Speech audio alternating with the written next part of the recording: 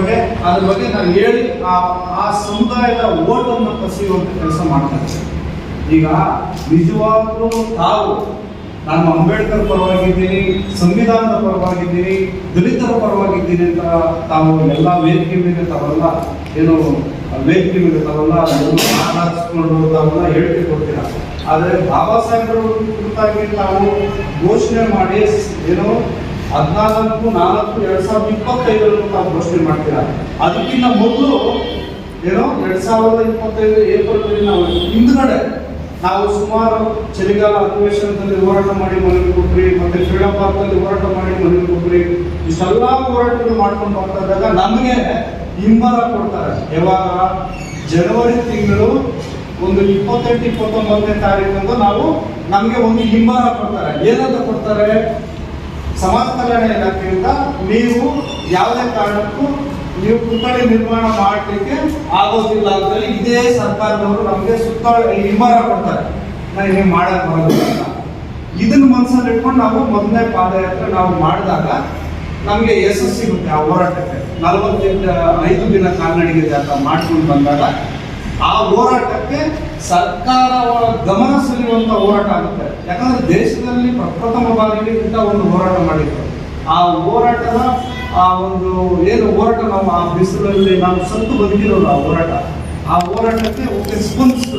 ಏನು ಆ ಒಂದು ಏನು ಹೇಳಿಕೆ ಕೊಟ್ಟರು, ಏನಂತ ನಾನು ಈ ದೇಶದಲ್ಲಿ ಅತಿ ಎತ್ತರವಾದ ಒಂದು ಬಾಬಾ ಸಾಹೇಬ್ ಅಂಬೇಡ್ಕರ್ ಪುತ್ಥಳಿ ನಿರ್ಮಾಣ ಮಾಡ್ತೀನಿ ಅಂತ ಹೇಳಿಕೆ ಕೊಟ್ಟರು. ಆವತ್ತು ಏನಾಗಿತ್ತು ಅಂದರೆ ಆ ದಿನ ಬಂದು ಅಂಬೇಡ್ಕರ್ ಜಯಂತಿ ದಿನ ಅಂಬೇಡ್ಕರ್ ಬಗ್ಗೆ ಮಾತಾಡಬೇಕು ಹೇಳಿದ್ದಾರೆ. ಓಕೆ, ಅವಾಗೆಲ್ಲ ಏನೋ ಎಲ್ಲ ದಲಿತರು ಎಸ್.ಸಿ.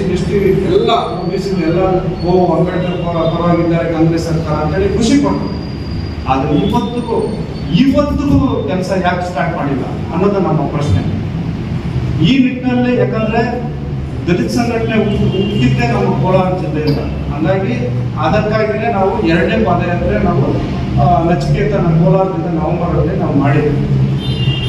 ಆ ಕೋಲಾರದಿಂದ ನಾವು ನಡ್ಕೊಂಡು ಹೋದಾಗ ಟೋಲ್ ಹೊಸಕೋಟೆ ಟೋಲ್ ಹತ್ರ ನಾವು ನೋಡಿ ಸ್ವಾಮಿ, ನಮ್ಮ ಕೈಯಲ್ಲಿ ದೊಣ್ಣೆಗಳಿದ್ದಿಲ್ಲ, ಮುಚ್ಚಿದ್ದಿಲ್ಲ, ಬೇರೆ ಯಾವುದೋ ನಮ್ಮ ಹತ್ರ ವಸ್ತ್ರಗಳು ಏನಿದ್ದಿಲ್ಲ. ನಮ್ಮ ಕೈಯಲ್ಲಿ ಇದ್ದಿದ್ದು ಏನು ಗೊತ್ತಾ ಸ್ವಾಮಿ?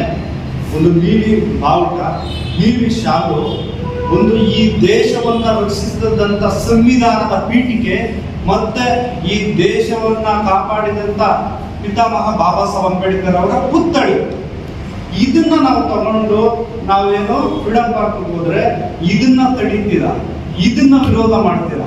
ಆದ್ರೆ ಇವತ್ತು ದೊಣ್ಣೆಗಳು ಮುಚ್ಚುಗಳು ಎತ್ಕೊಂಡು ನೀವು ಇಡೀ ಬೆಂಗಳೂರು ಜಿಲ್ಲೆನಲ್ಲಿ ಈ ಪಥಸಂಚಲನಗಳಾಗಲಿ ಮತ್ತೆ ಏನೋ ಒಳ್ಳೆ ದೊಡ್ಡ ರ್ಯಾಲಿಗಳು ಮಾಡ್ತೀರಾ, ಅದಕ್ಕೆ ಮಾತ್ರ ನೀವು ಅನುಕೂಲ ಮಾಡ್ಕೊಡ್ತೀರಾ. ನಾವು ಏನ್ ಕೇಳ್ತಾ ಇದ್ದೀವಿ? ಈ ದೇಶವನ್ನ ರಕ್ಷಿಸಿದಂತ ಸಂವಿಧಾನ ಪಿತಾಮಹ ಬಾಬಾ ಸಾಹೇಬ್ ಅಂಬೇಡ್ಕರ್ ಪುತ್ಥಳಿ ನಿರ್ಮಾಣಕ್ಕಾಗಿ ಹೋರಾಟ ಮಾಡಬೇಕಾ? ಇವತ್ತು ತೆಲಂಗಾಣ, ಆಂಧ್ರ ಪ್ರದೇಶ್, ಮಹಾರಾಷ್ಟ್ರ ಸರ್ಕಾರ ತೆಲಂಗಾಣದಲ್ಲಿ 206 ಅಡಿ, ತೆಲಂಗಾಣದಲ್ಲಿ 175 ಅಡಿ, ಆಂಧ್ರ ಪ್ರದೇಶದಲ್ಲಿ 206 ಅಡಿ, ಮಹಾರಾಷ್ಟ್ರ ಸರ್ಕಾರ 450 ಅಡಿ. ಮಾತಿದ್ರೆ ಬಿಜೆಪಿ ಬಂದು ಸಂವಿಧಾನ ವಿರೋಧಿಗಳು ಅಂತ ಹೇಳ್ತೀರಾ. ಮಾತಾಡ್ತಿದ್ರೆ ಬಿಜೆಪಿ ಅವರು ಸಂವಿಧಾನ ವಿರೋಧಿಗಳು ಅಂತೀರಾ. ಸರಿ, ನೀವು ಮಾತನ್ನ ಒಪ್ಕೊಂತೀನಿ. ಆದರೆ ಬಿಜೆಪಿ ಸರ್ಕಾರ 450 ಅಡಿ ಮಾಡಿದ್ದಾರೆ. ಅಲ್ಲಿ ಮಹಾರಾಷ್ಟ್ರ ಸರ್ಕಾರ ಬಾಬಾ ಸಾಹೇಬ್ರ ಒಂದು ಪುತ್ಥಳಿ 450 ಅಡಿ ಮಾಡಿದ್ದಾರೆ. ಮತ್ತೆ ನೀವು ಹೇಳಿಕೆ ಕೊಟ್ಟು 1 ವರ್ಷ ಆದ್ರೂ ಯಾಕೆ ಕೆಲಸ ಮಾಡಿಲ್ಲ? ನೀವು ಯಾಕೆ ಇದರಲ್ಲಿ ತಾರತಮ್ಯ ಮಾಡ್ತೀರಾ ಅನ್ನೋದು ನಮ್ಮ ಒಂದು ಪ್ರಶ್ನೆ. ನಾವು ಏನು ಬಾಬಾ ಸಾಹೇಬ್ ಅಂಬೇಡ್ಕರ್ ಪುತ್ಥಳಿಗಾಗಿ ಹೋರಾಟ ಮಾಡ್ಬೇಕನ್ನೋದು ನಮ್ಮ ಒಂದು ಪ್ರಶ್ನೆ. ಇವತ್ತು ಬೇರೆ ರಾಜ್ಯಗಳಲ್ಲಿ ಆ ಪುತ್ಥಳಿ ಮಾಡೋದಕ್ಕೆ ಒಂದು ಅರ್ಜಿ ಕೂಡ ಕೊಟ್ಟಿಲ್ಲ. ಒಂದು ಸಂಘಟನೆಯವರು ನಮಗೆ ಪುತ್ಥಳಿ ಮಾಡಿಕೊಡ್ರಿ ಅಂತೇಳಿ ಒಂದು ಅರ್ಜಿನೂ ಕೊಟ್ಟಿಲ್ಲ. ನಾನು ಅಂಬೇಡ್ಕರ್ ಪರವಾಗಿದ್ದೀನಿ, ದಲಿತರ ಪರವಾಗಿದ್ದೀನಿ, ಸಂವಿಧಾನದ ಪರವಾಗಿದ್ದೀನಿ ಅಂತ ಅವ್ರು ಯಾರು ಹೇಳಿಲ್ಲ. ಆದ್ರೆ ಮಾಡಿ ತೋರಿಸಿದ್ದಾರೆ. ಬಾಬಾ ಸಾಹೇಬ್ ಪುತ್ಥಳಿ ಮಾಡಿ ತೋರಿಸಿದ್ದಾರೆ.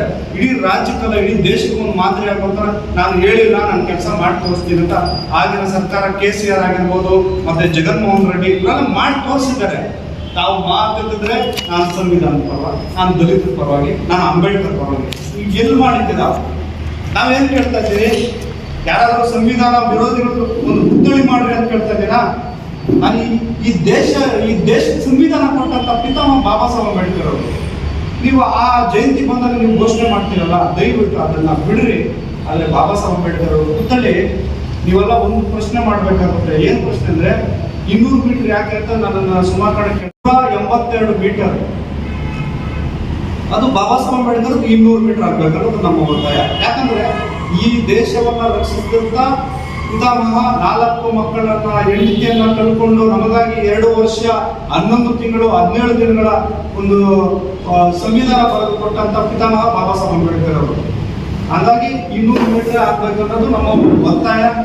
200 ಮೀಟರ್ಗಿನ್ನ ಏನಾದರೂ ಕಮ್ಮಿ ಮಾಡಿದ್ರೆ ನಾವು ಬಿಡೋದಿಲ್ಲ. ಅದು ನಾವು ಯಾವ ರೀತಿ ಹೋರಾಟ ಮಾಡಬೇಕು ನಾವು ಹಿಂಜರಿಯೋದಿಲ್ಲ.